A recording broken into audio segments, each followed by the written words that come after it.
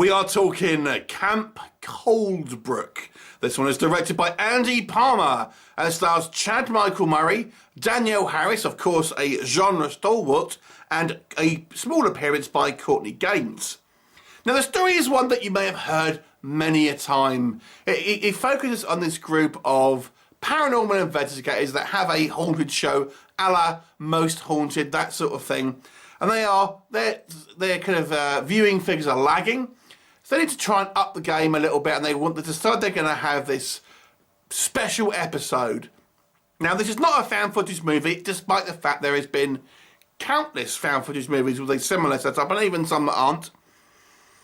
But nonetheless, the setup is not exactly original, but we'll touch on that again. Anyway, they discover there is this particular summer camp there where there was a massacre decades ago, and this is one that not a lot of people heard of. It might be quite an amusing scene, actually. They do consider covering the Winchester House, and they actually mention there's a high-budget movie starring Helen Mirren being made about the movie, which of course there is. I thought it was a nice little nod to another horror film there. But nonetheless, they decide to go to this particular summer camp, and of course, they are not alone. The spirits are rife there. There seems to be a malevolent presence there, intent on causing them harm. What will happen? You have to watch the movie to find out. So let's discuss, first of all, what works. So, for me, the thing that struck me the most of this movie, although it's not a mega high-budget movie, you do feel there's a fairly decent production value here. The movie looks very, very polished and is made by professional people with professional equipment, and they know what they are doing. So the movie does have a fairly good sheen to it, if that makes sense. Everything from the kind of the cinematography, the lighting, the camera work, the set design, the location is all to a high standard, and I think the movie looks pretty good in regards to that.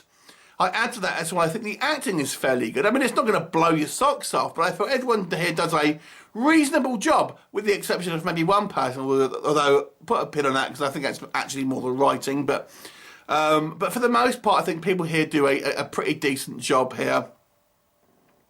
The movie as well does well in creating a foreboding atmosphere. There's not a lot of on-screen violence in this movie, or gore and things like that. There's not even a lot of jump scares, really.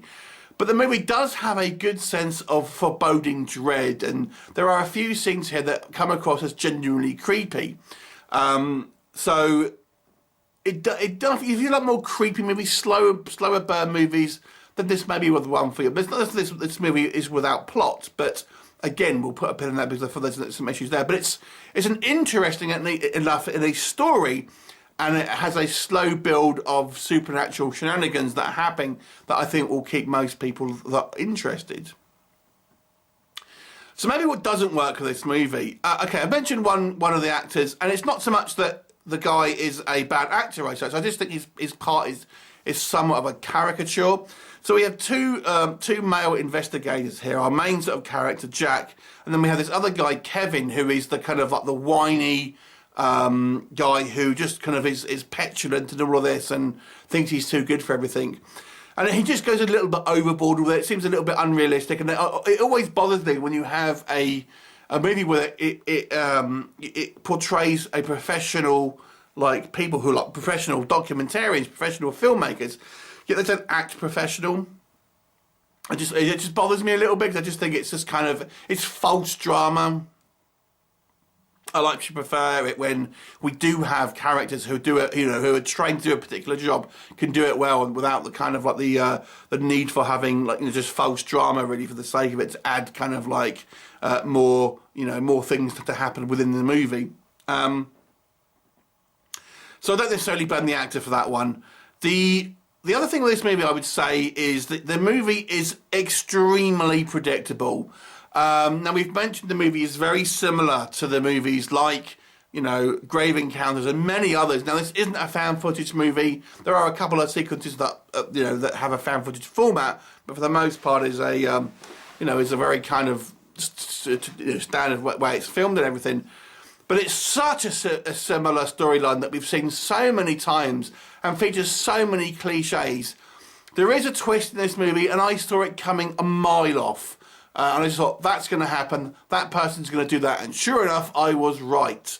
The movie seems to be unwilling to let go of the audience's hand and feels the need to kind of spoon feed a little bit.